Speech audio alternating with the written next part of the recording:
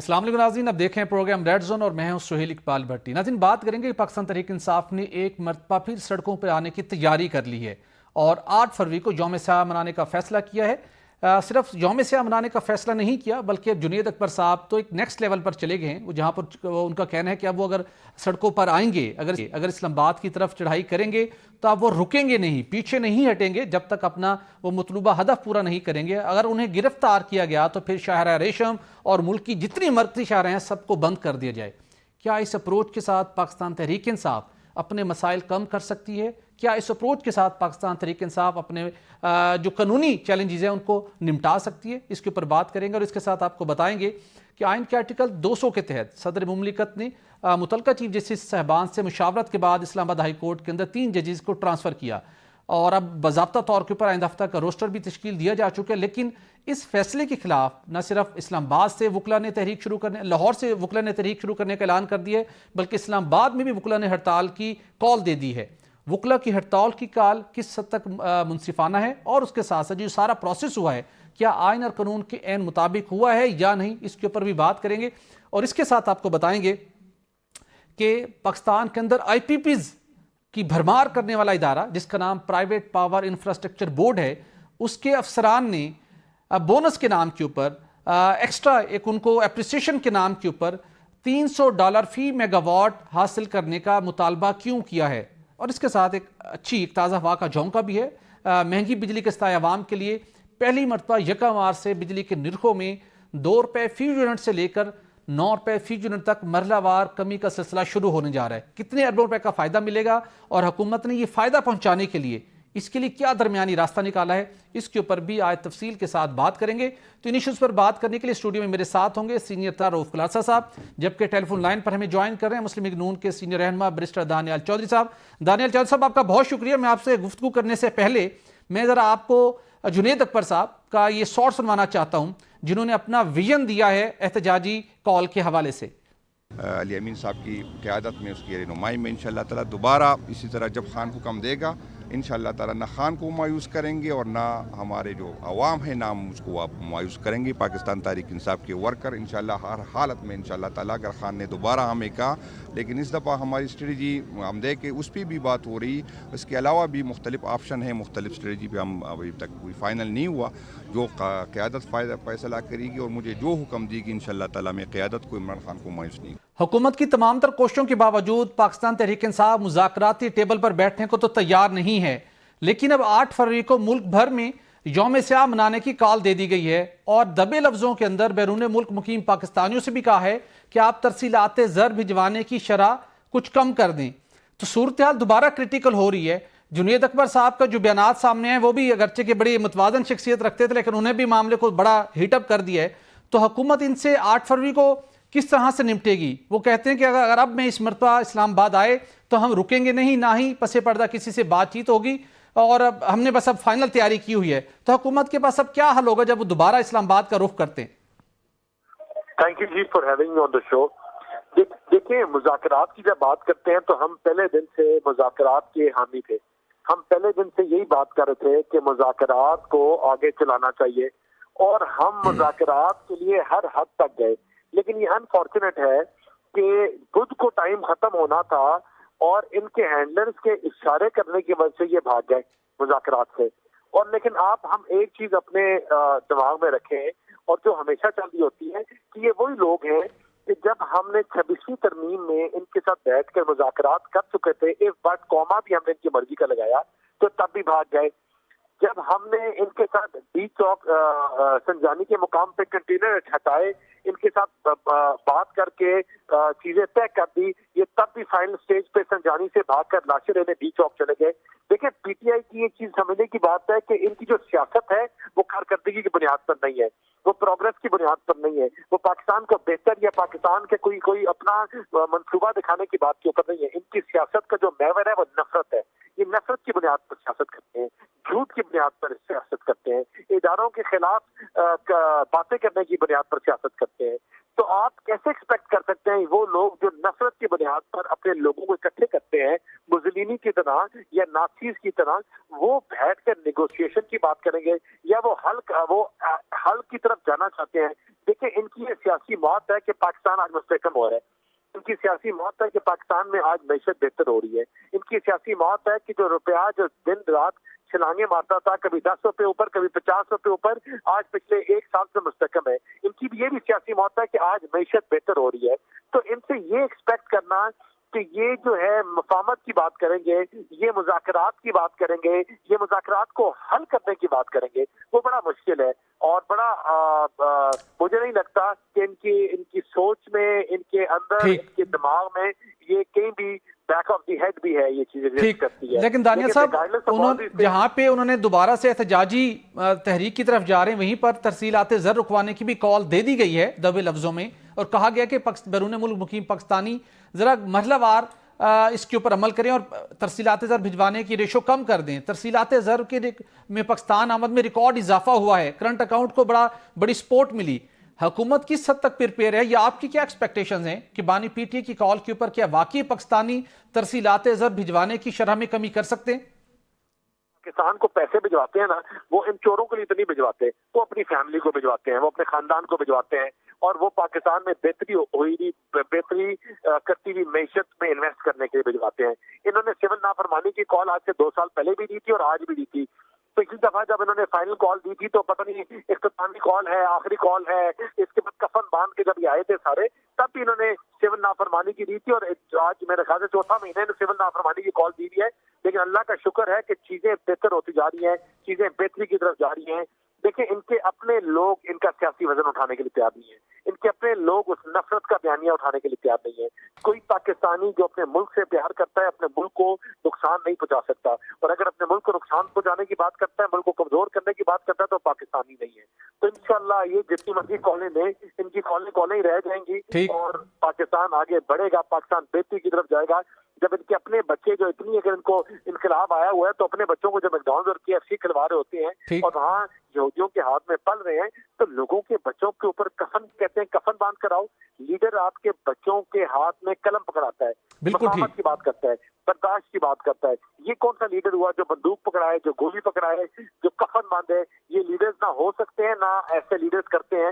لیکن انشاءاللہ regardless of every thing Pakistan is on right track, اور آگے آنے والے دنوں میں انشاءاللہ بہتری ہوگی۔ بالکل ٹھیک، جہاں پہ معاشی صورتحال آپ کو بہتر ہوتی دکھائی دے رہی، وہیں پر حکومت کے لیے نئے چیلنجز ابھر کر سامنے آ رہے ہیں۔ بالخصوص صدر پاکستان نے آئین کے آرٹیکل 200 کے تحت جو اسلام آباد ہائی کورٹ کے اندر ججز کی تعیناتی کی ہے، اس کے اندر اب تمام وکلا تنظیمیں اکٹھی ہو گئی ہیں۔ حکومت کے خلاف انہوں نے 10 فروری سے احتجاجی مارچ شروع کرنے کا فیصلہ کیا۔ اسلام آباد آنے کا اناؤنسمنٹ کی گئی ہے، اسلام آباد کے اندر بھی وکلا ہڑتال پر جا رہے ہیں، پی کے ایکٹ کے اوپر بھی حکومت کے خلاف احتجاجی مظاہرے ہو رہے ہیں۔ تو آپ نہیں سمجھتے بالخصوص جو اسلام آباد ہائی کورٹ میں ججز کی تعیناتی کا معاملہ ہے، وکلا آن بورڈ نہیں ہے اور اب احتجاجی تحریک شروع کرنے جا رہے ہیں، تو حکومت کو اس اقدام سے کوئی پریشانی لاحق تو ہو سکتی ہے آنے والے دنوں میں؟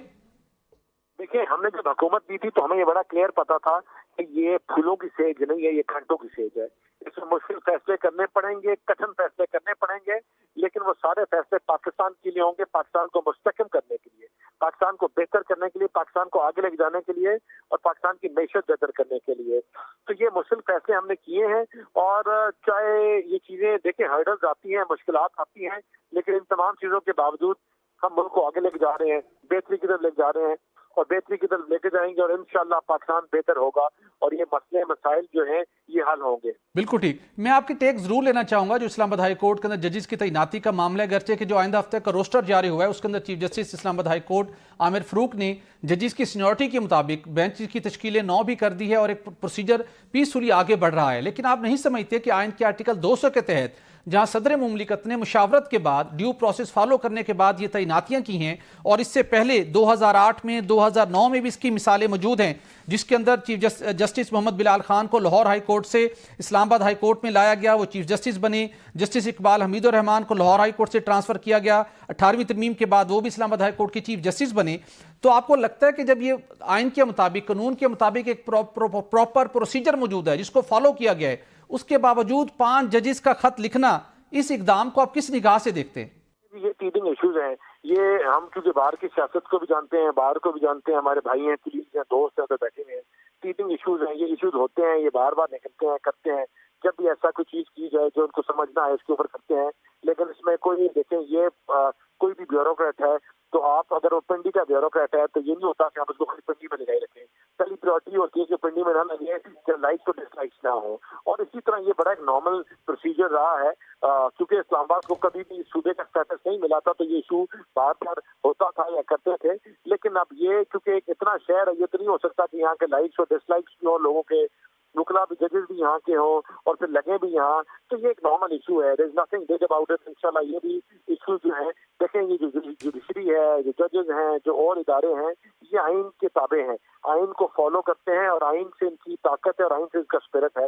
اگر کوئی امینڈمنٹ آتی ہے پارلیمان اور پارلیمانی لیڈرز کرتے ہیں جو پورے پاکستان کو ریپرزینٹ کرتے ہیں, تو جب اگر وہاں سے کوئی ایسی آلٹریشن آئے جو ان کو لگے پارلیمانٹری لیڈرز کو, ہم جتنے بھی یہاں بیٹھے ہیں, کہ یہ تو پاکستان کی نمائندگی ہے, پاکستان کی عوام کی نمائندگی ہے, تو اس کو فالو کرنا سب کورٹس کا بھی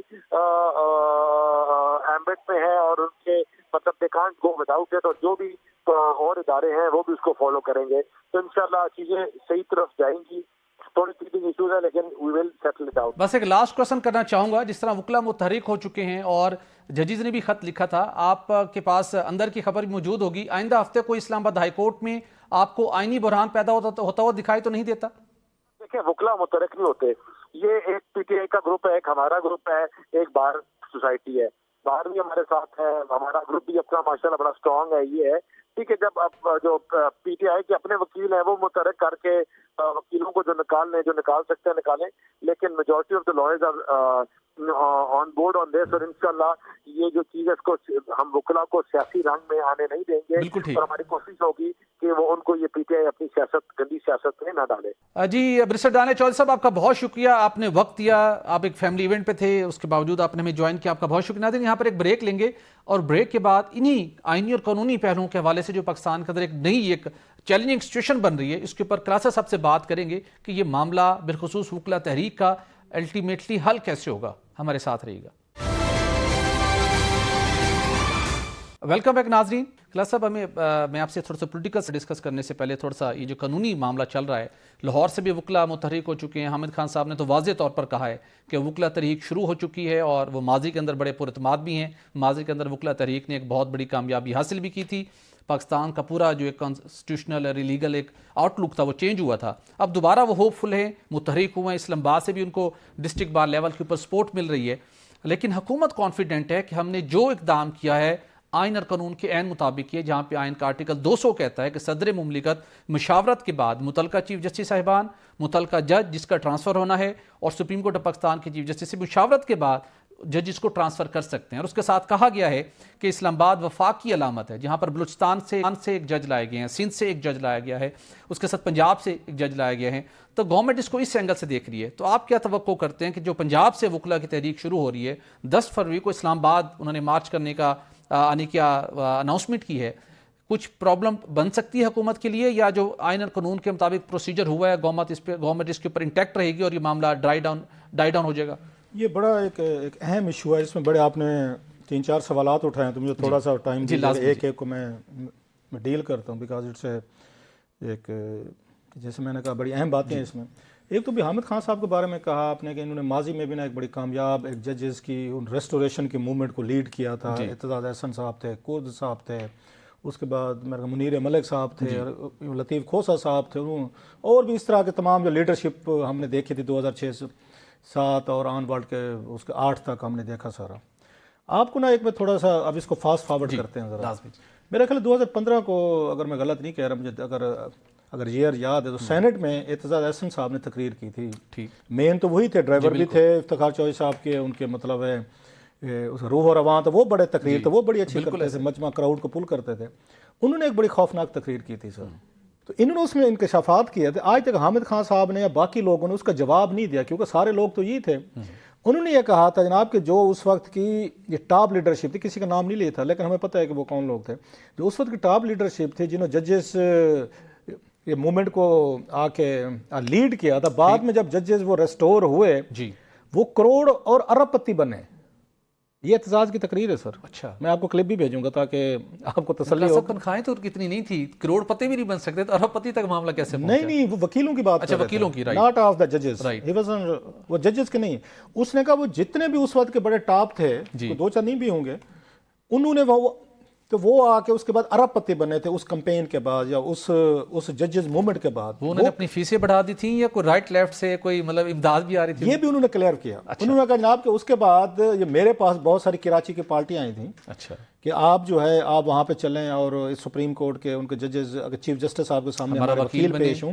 بعض تو ایسے بھی تھے جن کو شریف الدین پیرزادہ صاحب کو وکیل کیا ہوا تھا, لیکن اس کے بعد جب ریسٹور ہوئی تو وہ ان کے پاس ہے. انہوں نے کہا آپ پیسے لے لیں, اور بریف کیس بھر کے لائے تھے, بلکہ انہوں نے کہا میرے کوئی دوست جو ہے ناراض ہو گئے تھے کہ تو یار وہ کیوں نہیں کرتا, کیس تو لیتا کیوں نہیں, ہم تیرے پاس بندے لا رہے ہیں تو درمیان میں ہمارا کمیشن بھی بن جائے گا. مجھے اس دن پتہ چلا کہ وکیل یہ کام بھی کرتے ہیں. نہ وہ ان کو ضرورت ہو رہی ہے ان کو اعتزاز احسن صاحب کو نام بتائیں کہ کون سے وکیل رہنما تھے جنہوں نے اربوں کمائے, انہوں نے کہا, اور انہوں نے کہا نوٹوں کی بوریاں اور بلا بلا. نہ کسی نے تردید کی, نہ کسی نے, بلکہ ایک کسی شو میں تھے اس میں جیو ٹی وی میں, تو میں نے یہ سوال پوچھ لیا تھا ان سے, حامد خان صاحب سے, کوئی اور بھی باتیں اس طرح کی ہوئی تھیں. بہرحال تو کہنے کا مطلب یہ ہے کہ لگتا یہ ہے کہ یہ تو بیک گراؤنڈ ہے وکیلوں کا, یہ وکیلوں کا موومنٹ کا بیک گراؤنڈ بتا رہی ہے. میں اور آپ نہیں کہہ رہے, اعتزاز صاحب کا کلپ ہے, سینیٹ آف پاکستان کی تقریر ہے, میں بھیجوں گا آپ کو, اپنے پاس سیو رکھے گا, کام ہے گا آپ. ٹھیک ہے. سو جناب اب وہی پھر ان کو تقریباً میرا خیال مارچ کرنے کے لیے آ رہے ہیں. اب یہ نہیں پتا پھر کوئی نیا اسی طریقے کا کام ہے, اسی طرح کی چیزیں. ایک چیز, دوسری چیز دو ہیں. اس وقت آپ کو یاد ہو, یہ اس وقت بھی 26ویں ترمیم کے خلاف آنا چاہ رہے تھے حامد خان صاحب, ہم کریں گے یہ کریں گے, لیکن تو اگر میری ریڈنگ یہ ہے کہ چیف جسٹس جو اس وقت آ کے بنے تھے یحییٰ فریدی صاحب, انہوں نے یہ ڈیفیوز کی تھی جی بالکل کمپین. جی بالکل ان کا خیال تھا کہ جسٹس صاحب جو ہیں چیف جسٹس صاحب ریزسٹ کریں گے, انکار کر دیں گے, یا نہیں بننے یا نہیں بننا چاہتے چیف جسٹس, تو لہٰذا ہم یہ موومنٹ چلائیں گے تو وہ ہمارے ساتھ ہوں گے اور ہم پھر اس کو کہیں گے دیکھیں بڑی زیادتی ہوگی. انہوں نے ایکسیپٹ کر لی پوزیشن یہ سوچ کے کہ میں نے کوئی لابنگ نہیں کی, میں کسی کھیل کا حصہ نہیں بنا, نہ میں کسی کے پاس گیا. ترمیم ہوئی, لا ہوا, قانون ہے, اس کے تحت میں جیسے تھا میں بن گیا ہوں. وہ بائی دا بک چلنے والے ایک وہ کہتے ہیں نا گورے انگریز ٹائپ جج تھے, وہ اپنے قانون پہ چلے ہیں. سو اس کے بعد اب ان کو انتظار تھا کہ جسٹس منصور صاحب کو انہوں نے عزت دی. اب یہ وقتی طور پر تو 2-3 مہینے کے لیے تو یہ ایشو یہ ڈیفیوز ہوا, جو موقع تھا آپ جاتے اور جی بالکل لوہا گرم تھا, اس وقت یہ چیزیں نہیں ہو سکیں. اب وہ کہتے ہیں کہ جناب ان کے درمیان تھوڑی سی آپ کو پتہ ہے ایک کولڈ وار شروع ہو گئی ہے ان کے درمیان, اس میں جسٹس منصور شاہ صاحب اور چیف جسٹس صاحب کے درمیان, وہ دونوں بلکہ وہ تو ان کو توہین عدالت وہ کرنے والے تھے کچھ دن پہلے, چیف جسٹس صاحب کو جسٹس منصور صاحب کرنے والے تھے, میں غلط نہیں کہہ رہا. اب انہیں لگتا ہے کہ فالٹ لائنز آ گئی ہیں, دھڑاڑیں پڑ گئی, اب اگر ہم تھوڑے سے ایکٹیو ہوں نا تو کام بن سکتا ہے. لیکن بڑا امپورٹنٹ آپ نے اس کو کوریلیٹ کیا ہے, جہاں پر دوبارہ ایکٹیو ہوئے ہیں اسی موقع کے بعد, اب سے کچھ لمحے پہلے جب ہم پروگرام کر رہے تھے, اب سے کچھ لمحے پہلے چیف جسٹس اسلام آباد ہائی کورٹ عامر فروخ صاحب نے نیا روسٹر جاری کیا ہے. انہیں نئے آنے والے ججز کو نئے جو بینچز بنا دی ان کی سینیورٹی کے مطابق. تو آپ کو لگتا ہے کہ جو یہاں پر اب ان کی موو ہے, جیسے وہاں جسٹس یحییٰ فریدی نے حلف لے لیا, ایکسیپٹ کر لیا, تو ساری سچویشن جو تھی ڈیفیوز ہو گئی. تو اب جو وکلا دوبارہ متحرک ہوئے ہیں, ادھر چیف جسٹس اسلام آباد ہائی کورٹ نے سارے پروسیس کو سٹیم لائن کر دیا ہے, قانون اور آئین کی روشنی میں بالکل سارا پروسیس سٹیم لائن ہو چکا ہے. تو پھر کیا توقع کر سکتے ہیں کہ لاہور والی وکلا کی کمپین اور جو اسلام آباد سے کھڑے ہونا چاہ رہے ہیں, ہڑتال کرنا چاہ رہے ہیں, یہ بھی اسی طریقے سے ڈیفیوز ہو سکتی ہے؟ 2-3 چیزیں. ایک تو یہ دیکھنا چاہیے کہ پاکستان میں یہ کرکٹ آپ کی چیمپئنز یہ ٹرافی ہو رہی ہے, دیٹس اے ویری ایگزیکٹلی میں نے بگ ایونٹ. اور اس وقت اس طرح کی کوئی کمپین لانچ کرنا جتنے بھی امپورٹنٹ, میرا خیال ہے یہ ہمارے وکیل اور ہمارے بھائی جو ہے نا سارے, وہ ہم سے بھی زیادہ پیٹریاٹک لوگ ہیں, اس بات کو ذہن میں رکھیں گے کہ بڑی مشکل سے انڈیا نے بڑی کوشش کی کہ پاکستان میں یہ نہ ہو. انڈیا خود بھی نہیں آ رہا, آپ موقع دینا چاہتے ہیں, مار دھاڑ پہلے یہاں مطلب گوٹ یہاں پہ گولیاں. ابھی بھی عالمی سطح پر پروپیگنڈا جاری ہے کہ اسٹیڈیم ٹھیک نہیں بنا, لائٹیں ٹھیک نہیں ہوں گی, یہ مسئلے اس طرح کی چیزیں ہمیں اپنے دشمنوں کو ضرورت نہیں ہے. مطلب وہ کہتے ہیں نا کہ ایک سینڈورم ہوتا ہے کہ ہمیں اپنے قاتلوں سے پیار ہے. مطلب ہے جو اس ملک کو, مطلب ہے ہم اپنا خود اس ملک کی مطلب رہنا بھی ہم نے ہے, جینا مرنا بھی ہمارا اسی میں ہے. یہ وہی لوگ ہمیں یہ کام پہ لگا دیا کہ اس ملک میں کسی کرکٹ ٹیم نہیں آ سکتی, کوئی کھیل نہیں ہو سکتا, کوئی نارمل چیزیں نہیں ہو سکتی, لہٰذا آگ لگاؤ, گولیاں چلاؤ, اور ہم اس میں کھیل میں پکے شریک ہیں, جن کے گھر ہیں یہاں پہ. وہ شعر ہے نا ان کے, مجھے پورا شعر تو نہیں یاد لیکن اس کا مفہوم جی ہے, اس نے کہا جناب اگر اس شہر میں آگ لگی ہو تو میرا گھر اکیلا یہاں تھوڑا ہے, تو اس میں اور آپ کا گھر گھر بھی ہے. میں نے کہا راحت یہ اندوی صاحب کا شعر ہے, اسی طرح کا ایک میری شاعری ذرا تھوڑی سی کمزور ہے کہ سب کے گھر ہے نا. So it's a very tricky situation ہے میرا. بڑی سچویشن بڑی کریٹیکل ہے, لیکن تہاں پر جیسا کہ میں نے بتایا کہ ماضی کے اندر 3 جو ججز کو مختلف ہائی کورٹ سے اسلام آباد ٹرانسفر کیا گیا, وہ چیف جسٹس بھی بنے, اور اب بھی جو پروسیس ہوا ہے ناظرین وہ آئین پاکستان کی آرٹیکل 200 کے عین مطابق ہوا ہے, سارا ڈیو پروسیس فالو کیا گیا. تاہم اب دیکھنا ہوگا کہ حکومت کس طریقے کے ساتھ وکلا کو مطمئن کرتی ہے کہ وہ اپنی تحریک چلانے کی بجائے, بالخصوص جب چیمپئن ٹرافی بالکل سر پر آن پہنچی ہے, عالمی سطح پر پہلے بھی ہمارے مخالف جو طاقتیں ہیں وہ اس کے خلاف پروپیگنڈا کر رہے ہیں, تو وکلا کو بھی اپنی اسٹریٹجی کے اوپر نظر ثانی کرنے کی ضرورت. ناظرین یہاں پر بریک لیں گے, اور بریک کے بعد کلاسز صاحب سے جانیں گے کہ جنید اکبر صاحب کا یہ کہنا کہ جب وہ اقتدار میں آئیں گے تو شہباز شریف صاحب جو وزیر اعظم ہیں ان کے بچے روئیں گے, اور اگر ان کے بچے نہ روئے تو جنید اکبر پاکستان تحریک انصاف کو کوئٹ کر دیں گے. جنید اکبر نے اتنی ہارڈ لائن کیوں لی, اور سوال یہ کہ پاکستان کے اندر ایٹ لیسٹ یہ آخر کب یہ جو انتقامی سیاست کا رویہ ہے یہ کیسے اور کب ختم ہوگا, اس کے اوپر بات کریں گے ایک بریک کے بعد. ہمارے ساتھ رہیے گا. ویلکم بیک ناظرین. جنید اکبر پاکستان تحریک انصاف خیبر پختونخوا کے صوبائی صدر اور اس کے ساتھ ساتھ چیئرمین پبلک اکاؤنٹس کمیٹی بھی منتخب ہو چکے ہیں, اور وہ جنید اکبر جنہیں ایک بڑی متوازن سیاسی سوچ کا حامل تصور کیا جاتا ہے, انہوں نے اگرچہ کہ حکومت کو ٹف ٹائم دینے کی, سڑکیں بند کرنے کی دھمکی تو ضرور دی جو کہ چلیں پولیٹیکل پروسیس کا حصہ ہوتا ہے, لیکن کلاس صاحب میں آپ سے یہ ضرور جاننا چاہوں گا کہ جو ہم پہلے بھی 1-2 مرتبہ نے ذکر کیا کہ جو پاکستان کے اندر انتقامی سیاست ہے کہ میں جب اقتدار میں آؤں گا تو تمہیں نہیں چھوڑوں گا, یہ یاد رکھنا, یہ سلسلہ ختم ہونے کا نام نہیں لے رہا. اور جنید اکبر صاحب نے جو الفاظ استعمال کیے ہیں, انہوں نے تو آج ہی کہہ دیا وزیر اعظم شہباز شریف صاحب کو کہ جب ہم اقتدار میں آئیں گے, ہم حکومت میں آئیں گے تو شہباز شریف صاحب کے بچوں کو رلائیں گے, اور اگر شہباز شریف کے بچوں کو ہم نے نہ رلا پائے تو میں پاکستان تحریک انصاف سے مستعفی ہو جاؤں گا. اس ایکسٹریم پہ چلے گئے. تو یہ کیا وجہ ہے جنید اکبر صاحب کی اس پرسنالٹی کے اندر, اور یہ واقعی ہی اب پی ٹی اے جب اقتدار میں آئے گی وہ سلسلہ یہیں سے دوبارہ شروع کرے گی؟ جنید اکبر صاحب ویری ڈیسنٹ مین یار, مطلب اس میں کیا گیدر سنگھ ہے, اس میں تھوڑی سی ریسرچ ہونی چاہیے. خان صاحب نے کوئی اسپیشل کوئی ہائی انرجی کا کوئی وٹامن تو نہیں رکھے ہوئے جو آتے ہیں ان کو دیتے ہیں اور وہ ملنے کے بعد کچھ تو ہو رہا ہے نا, اس پہ تھوڑی سی کوئی اسٹڈی اور ریسرچ کی ضرورت ہے. میں بڑے نام لے سکتا ہوں, میں نہیں لیتا, اچھا نہیں لگتا, لوگ موجود نہیں اپنا دفاع کرنے کے لیے کہ یہ کیا ہو جاتا ہے, آپ کو عہدہ ملتا جاتا ہے اور اس کے ساتھ ایسے آپ نے میزائل کو بھائی ضرور آپ احتجاج کریں, ضرور آپ اپنے لوگ لے کر ہیں, ضرور سیاسی آپ نے سیاست کرنی ہے اور لوگوں کو اسی طرح آگے لگا کے لوگوں کے بچوں کو. آپ تو کہہ رہے ہیں تم بچے رلائیں گے تمہارے. اب سنیں اس پہ میں آپ کو بڑا چھوٹا سا واقعہ سناؤں. تو میرے ایک دوست تھے, تو ان دنوں میں نا یہاں پہ یہ عمران خان صاحب اور مریم نواز صاحب کی پارٹی جو ہے نا, یہ اپنے ایک دوسرے کے خلاف یہ ٹرینڈ چلا رہے تھے, بڑے غلیظ قسم کے ٹرینڈ چل رہے تھے, ان کے بڑے گندے ٹرینڈ چل رہے تھے, دونوں سائڈ سے چل رہے تھے. وہ کوئی ریمنڈ والے چلا رہے تھے, تو کوئی بنی گالا, تو پاک پتن, اور بہت سارے ایک دوسرے کو پرسنل ہٹس ہو رہے تھے. میں نے اس پہ کالم لکھا ہے اس کے خلاف. میں کہ یار خدا کا خوف کریں, آپ یہ کیا کر رہے ہیں, مطلب دونوں سائڈ سے آپ پولیٹیشین ہیں, سیاستدان ہیں, ان کی بھی خواتین ہیں, آپ کی بھی خواتین ہیں, تو یہ کم از کم تو نہ کریں. مطلب پیسے بھی دے رہے ہیں اپنی جو مزے کی بات تھی اس میں کہ پیسے بھی دے رہے ہیں اپنی سوشل میڈیا ٹیموں کو, یہ کام کرو, ادھر سے وہ دے رہے, نواز لیگ والے دے رہے ہوں گے اپنی ٹیموں کو, ادھر سے عمران خان صاحب والی پارٹی کو دے رہے ہیں, جو میں کہ یہ ٹرینڈ چلا رہے ہیں اور ایک دوسرے کے ان کے گھر کے خواتین کو, بچوں کو ہرٹ کر رہے ہیں, ان کا تو کوئی کچھ نہیں جا رہا جناب میں. تو میرے ایک دوست نے بڑی اچھی بات کی, یا بری بات کی وہ سن لیں. انہوں نے کہا بھائی صاحب تجھے کیا تکلیف ہے, انہوں نے کہا تجھے کیا تکلیف ہے, بات اب ذرا اس کی ڈیپتھ میں جائیں. ان کو تجھے کیا تکلیف ہے, یہ بات تجھے سمجھ آ رہی ہے کہ ایک دوسرے کے یہ گھروں میں اس طرح حرکتیں کر رہے ہیں, ان کو نہیں آتی. اگر ان کو تکلیف نہیں ہو رہی, اگر یہ ایکسپوز کر رہے ہیں ایک دوسرے کو, تو ہونے دیں. اچھا اب یہ ہو سکتا ہے بہت سے لوگوں کو بات نہ پسند ہے, اس نے کہا نہیں, اس کی ڈیپتھ دیکھیں. اس نے کہا یہ بات ان کو خود سوچنی چاہیے, مریم نواز صاحبہ کو اور عمران خان صاحب کو, کہ آپ اپنی پارٹیز کو اس لیول تک لے کر آپ نہ جائیں کہ آپ کے گھروں میں آپ کی فیملیز ان کی فیملیز کے بعد وہاں کہ تیرے اندر بڑا درد ہے ان کے دونوں کے لیے کہ ان کے خواتین پہ دونوں سائڈ سے حملے ہو رہے ہیں, ان کو کوئی درد نہیں ہے, وہ تو روزانہ کی بنیاد پہ لگے ہوئے ہیں. سر یہی میں اسی پہ کہوں گا, ایک دوسرے کے بچوں کو ہرٹ کرنا چاہے, رلانا چاہتے رلانے دیں. اگر انہیں یہ خیال نہیں آتا کہ آج یہ ہمارے رو رہے ہیں, کل ہم ان کو رلائیں گے, وہ آئیں گے, وہ ان کو رلائیں گے, یہ ان کا کاروبار ہے, اگر دھندہ ہے ایک دوسرے کو, کیونکہ سیاست جو چلتی ہے وہ پھٹے بازی پہ چلتی ہے, وہ کنفلکٹ پہ چلتی ہے, وہ ڈانگ سوٹے پہ چلتی ہے, وہ یاری دوستی پہ, یہاں پہ مطلب الائنس کر لو, یہ قومی حکومتیں بنا لو, اچھے بچے بن جاؤ, اچھے طریقے سے سارے کام کرو, یہ کام نہیں ہوتے. اگر آج ان کی دوستیاں ہو جائیں نا, تعلقات, تو ان کو لگتا ہے سیاست ختم ہو جائے گی. انہیں کو اسی چیز میں ان کو مزہ آیا ہوا ہے کہ ایک آتے 2-4 سال کے لیے خان صاحب آئے تھے, انہوں نے ان کو جیلوں میں ڈال دیا, رلایا انہوں نے بھی ہے.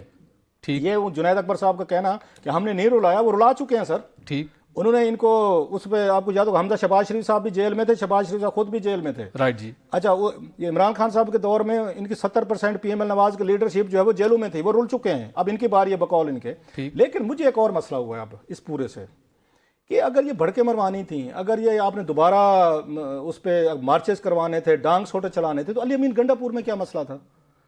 وہ علی امین گنڈا پور صاحب یہی کام کر رہے تھے. جنید اکبر صاحب کے پاس کون سی ایسی وہاں ایک تھا ایک مسئلہ سر, وہ کہتے تھے کہ اینڈ پہ پہنچنے جہاں کہ ریزلٹ اورینٹڈ موو ہوتی تھی, علی امین گنڈا پور سے پتلی گلی مطلب بندے نہیں مروایا انہوں نے جی, اور پیچھے اور بیک ڈور رابطہ بھی رکھتے تھے. مطلب یہ ہے کہ 100-200 بندہ نہیں مروایا انہوں نے. مطلب علی امین گنڈا پور صاحب پہ یہ الزام لگنا چاہیے کہ وہ وہاں سے درمیان میں جب ان کی گاڑی کو گھیرے میں ڈالا ہوا تھا, بشرا صاحبہ بھی سارے ہم نے وہ موقع پہ رہنا چاہیے تھا, لڑائی جھگڑا ہونا چاہیے تھا, ان کو ورکر ہونے تھے, بندے مرتے ادھر سے مرتے ہوئے, پولیس کے خدا نہ خاصا ورکر مرتے, جو انہوں نے آ کے کھوسا صاحب نے فکر دیا تھا نا 268 والا, وہ پورا کرنا چاہیے تھا. کیونکہ نہیں کیا لیا تھا, وہ نلائق اب یہ جنید اکبر صاحب کریں گے.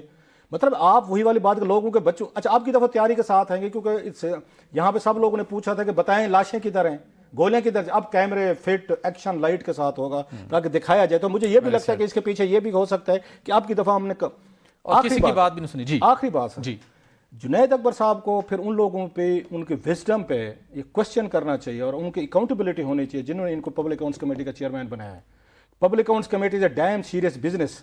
اگر اس کا چیئرمین جس نے کل کو 29-30 لوگوں کے ساتھ بیٹھ کے اس ملک کی اکاؤنٹیبلٹی کرنی ہے, 40 بیوروکریٹس نے آنا ہے وہاں پہ, منسٹریز نے آنا ہے, اس ملک کے پہ جو ڈاکے مارے گئے ہیں, جو وہاں پہ آپ کی آڈٹ رپورٹس ہیں, بہت سارے بڑے بڑے نام آئیں گے, ان کا چیئرمین بیٹھ کے اگر یہ روڈز پہ کام کر رہا ہے, متفقہ امیدوار تھے, مطلب حکومت سے پوچھنا چاہیے کہ آپ نے کس لوگوں کی گارنٹی پہ یہ چیزیں کر کے پبلک اکاؤنٹس کمیٹی آپ نے ان کو دی ہے, وہ تو لڑنے مرنے, وہ تو مطلب نیکسٹ لیول کی بات کریں. اب دیکھیں کہ پبلک اکاؤنٹس کمیٹی کا کام ختم ہو گیا, ابھی اس کا اجلاس بھی نہیں ہوا, کوئی کچھ نہیں ہوا. اس کا جو چیئرمین ہے وہ سڑکوں پہ بندے لے کے اس نے اسلام آباد پہ چڑھائی کرنی ہے, اور جو ان کی گفتگو ٹون ہو رہی ہے بالکل صحیح. یا تو ایک تو یہ ہے, دوسرا یہ ہوتا ہے سم ٹائم, مطلب وہ کہتے ہیں نا تھوڑے سے اس میں ہوتا ہے devil's in the detail, some time تھوڑی سی مطلب کچھ اور بھی سوچنا پڑتا ہے. وہ کہتے ہیں دنیا کو دیکھنا ہے تو الٹا لٹک کے بھی سم ٹائم دیکھ لو.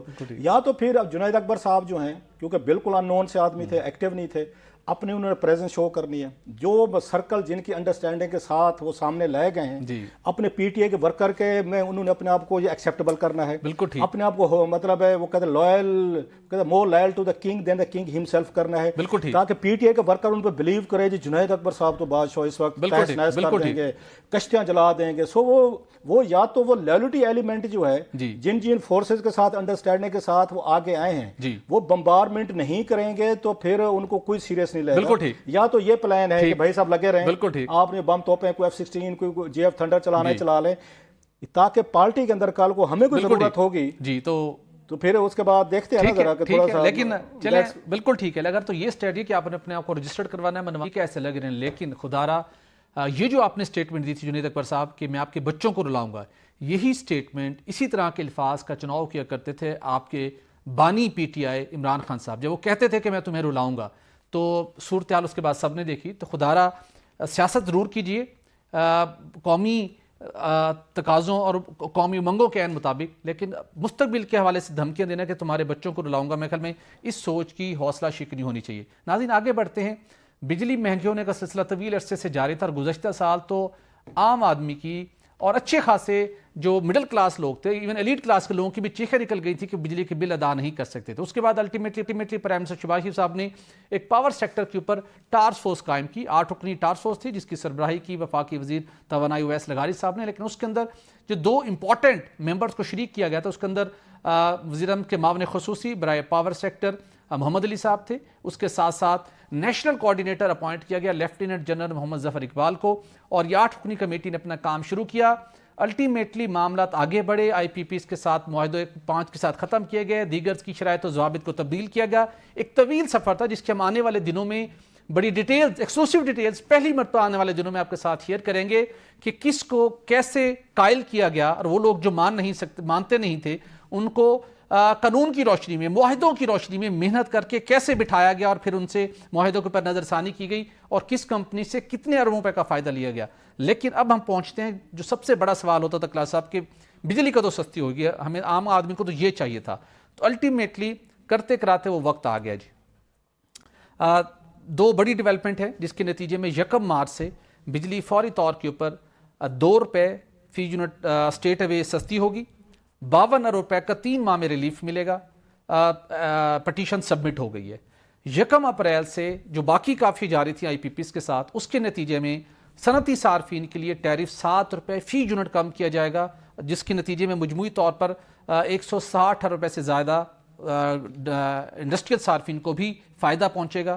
صرف یہی نہیں بلکہ اس کے ساتھ ایک بڑا پرابلم تھا جو بجلی کے ریٹ نیچے لانے کے اندر ایک بڑی رکاوٹ تھی, وہ تھا ہمارا گرشی قرضہ جو کہ 2226 ارب روپے کا ہے. اس کے اوپر مزید جو حکومت کو پر ایئر اس کے اوپر جو انٹرسٹ پے کرنا پڑتا ہے وہ تقریباً 173 ارب روپے ہے, جو اس کے اوپر ہمیں مسلسل اس کے اوپر سود ادا کرنا پڑتا تھا, جو تقریباً 3.5 روپے فی یونٹ ہر آدمی کو ادا کرنا پڑے تھے. اب حکومت نے ایک راستہ نکالا ہے کہ یہ جو سارا سرکولر ڈیٹ کریٹ ہوا, بل ادا کرنے والے صارفین کا کوئی قصور نہیں تھا. بجلی کی تقسیم کار کمپنی جو سرکاری تحویل میں چلتی ہیں وہاں پہ مس مینجمنٹ تھی, چوری تھی, لاسز تھے, الٹیمیٹلی یہ معاملہ ہوا. اب اس گرشی قرضے کو پبلک ڈیٹ میں پار کرنے کا فیصلہ کیا گیا ہے. آبجیکٹیو اس کا کیا ہے؟ حکومت اس کو جیسے بھی اس کی ری پروفائلنگ کرائے گی, جیسے بھی اس کو مینیج کرے گی, لیکن براہ راست جو عام آدمی بجلی کے صارفین کو 3.5 روپے ایکسٹرا ادا کرنا پڑے تھے وہ فوری طور پر ختم ہو. تو اس طریقے سے آنے والے دنوں میں مجموعی طور کے اوپر جو ایک صارفین کو ریلیف ملنے جا رہا ہے, آئندہ 3 سے 4 ماہ کے 2 روپے سے شروع ہوگا, پھر 7 روپے تک جائے گا, اور پھر الٹیمیٹلی یہ 9 روپے فی یونٹ تک پہنچے گا. اور جو اضافے کا سلسلہ تھا مسلسل, وہ سلسلہ ایٹ لیسٹ رک گیا ہے. اس کے ساتھ ایک پوائنٹ میں اور ایڈ کرنا چاہوں گا. پاکستان میں 1994 سے آئی پی پیز لگنا شروع ہوئے, اور اس مقصد کے لیے ایک ادارہ قائم کیا گیا تھا, پرائیویٹ پاور انفراسٹرکچر بورڈ, وزارت توانائی کے ماتحت. اس کے چیئرمین ہوتے ہیں وفاقی وزیر پاور ڈویژن. اس کے افسران نے, اس کے ایم ڈی کو ایک اچھوتا خیال آیا جی. انہوں نے کہا جی سارے پاور سیکٹر سے اتنا کچھ بنا رہے ہیں, کسی کو بونس ملتے ہیں, کو سیلریز انجوائے کرتے ہیں, تو ہم نے پاکستان کے اندر بجلی سرپلس کر دی, اتنے آئی پی پیز لگوائے ہم نے, تو سانوں کوئی معاوضہ نہیں ملا, ہمیں کوئی بونس نہیں ملا, ہمارے کو مزے, حالانکہ ان کی تنخواہیں بہت اٹریکٹیو تنخواہیں ہیں اور باقی مزے شزے الگ ہیں. انہوں نے کہا ہے, اور تحریری طور کے اوپر لیگلی درخواست کر دی گئی ہے کہ پاور سیکٹر کے جتنے بھی صارفین ہیں ان کے اوپر ان سے کوئی ہمیں بھی ریکوری کرا کے دے, چونکہ پاور سیکٹر کے جو انسینٹیو لینا ہے وہ آپ نے, میں نے, ہمارے کیمرہ مین نے, یہ عام ریڈی والے نہیں ادا کرنے بجلی کے بل کے ذریعے سے. انہوں نے کہا ہے کہ جتنے میگا واٹ آج تک ہم نے لگائے, اور تقریباً انہوں نے ان کی وجہ سے 30-32 ہزار میگا واٹ سے زیادہ کے پاور پلانٹ لگے, انہوں نے کہا جی کہ میں $300 فی میگا واٹ ہماری جیب میں بھی ڈالیں, ہمارا بھی رائٹ بنتا ہے. نیپرا نے سو موٹو نوٹس لیا ہے, اس کے پر پبلک ہیئرنگ ہونی ہے, پھر اس کا فیصلہ ہونا ہے کہ ان کا یہ پی پی آئی بی کا یہ مطالبہ تسلیم کریں یا نہ کریں. یہ بڑی اچھوتا خیال تھا. اور دوسرے لفظوں کے اندر پاور سیکٹر کی وہ جو ٹاسک فورس ہے, جتنی اس نے کوششیں کی ٹیرف نیچے لانے کے لیے, اب یہاں بیٹھے ہوئے بابو نے کہا جناب $300 فی میگا واٹ سانوں بھی دیو. بٹی صاحب آپ نے بڑی ہر دفعہ نا مائنڈ باگلنگ قسم کی نا چیزیں لاتے ہیں, اور میرے جیسا بندہ جو تھوڑا سا تھک سکن ہو چکا ہے خبریں کر کے, ہم پہ اثر نہیں ہوتا, کسائی والا کام بن ہوتا ہے, روز کا خبریں ذبح کرنا, سارا لہو خون ہم بھی دیکھتے ہیں. میں آپ کی بات سن کے ایک میری تجویز بھی ہے حکومت تک پہنچائیں, آپ کی بڑی جان پہچان ہے کہ وہاں پہ نہیں, آپ کی بات بھی براہ راست پہلے میں شہباز شریف صاحب سے میں ریکویسٹ کرتا ہوں ان کی کیبنٹ سے سیدھے کہ جن صاحب نے یہ انہوں نے کہا ہے کہ ہمیں 300 میگا واٹ دیں, اور ہمیں $300 فی میگا واٹ, ہاں سوری $300 فی میگا واٹ جو انہیں لگائی ہے, 1-2 آئی پی پیز ان کا نام کر دیں, انہی کو دے دیں کہ بھائی صاحب یہ جو آئی پی پیز لگے تھے نا یہ آپ کے, اس کا پیسہ آپ کو آئے گا ساری چیزوں کو. ان سے پوچھا جانا چاہیے اس ملک کے ساتھ جو کرائسس ہے جس کی بات آپ کر رہے ہیں, انہی لوگوں نے پیدا کیا. جی بالکل ایسے. اس ملک کی کیپیسٹی جو تھی یہ بجلی کی, ان کا یہ بوسٹ کرنا, مطلب ان کے ساتھ کوئی بہت بڑی کارروائی ہونی چاہیے تھی. جو یہ کہہ رہے ہیں کہ اس ملک میں جو جرم ہوا ہے وہ یہ جرم ہوا ہے کہ ان لوگوں نے 25-26 ہزار میگا واٹ آپ کی ٹوٹل ریکوائرمنٹ ہے. جی یہ گرمیوں کی بات کر رہا ہوں, پیک میں آج کل 9-10 ہزار ہوگی میرا خیال میں, غلط نہیں, سردیوں میں 12-13 ہزار ہے, اتنے ہوگی, تھوڑی بڑھ گئی ہوگی. آپ کی 25 نہ لگائیں, آپ 30 کر لیں, چلیں آبادی بڑھی ہے, آپ کی مطلب ایکسپینشن ہو رہی ہے, 30 ہزار میگا واٹ آپ کو چاہیے تھا, 4-5-10 سال گزر سکتے تھے. آپ نے اس ملک میں 42 ہزار میگا واٹ کے آپ نے آئی پی پیز لگا لی ہیں. آپ اس وقت جو بجلی یوز کر رہے ہیں وہ کر رہے ہیں یہاں پہ 26 ہزار یونٹ کی یا 25 ہزار کی, جی, اور وہ بھی 1-2 مہینے کے, 1-2 مہینے کے لیے. اچھا چلے مان لیا 3-6 مہینوں کے لیے آپ, کیونکہ ایوریج تو پیسے تو دینے ہیں, لیکن پیمنٹ کتنے کی کر رہے ہیں, 41 ہزار آپ اس کی یونٹ کی کر 17-18 ہزار میگا واٹ ہم وہ اس کی پیمنٹ کر رہے ہیں ان آئی پی پیز کو جو استعمال نہیں ہو رہی. یار اس سے کوئی بڑا سکینڈل اس ملک کے لیے کوئی بڑی تباہی ہو سکتی ہے. جو قرضوں کے بوجھ تلے دبا ہوا ہے. مطلب شرم ہی نہیں آتی یہ کلیم کرتے ہو کہ ہم نے ملک کو سرپلس بجلی دے دو. تمہاری وجہ سے, تمہارے ان ایکٹس کی وجہ سے ملک تباہ ہو رہا ہے, لوگ ہمارے مارے جا رہے ہیں, لوگ تباہ ہو رہے ہیں, حکومتیں یہاں پہ اس وقت جو اس کا مشکل کا شکار ہیں.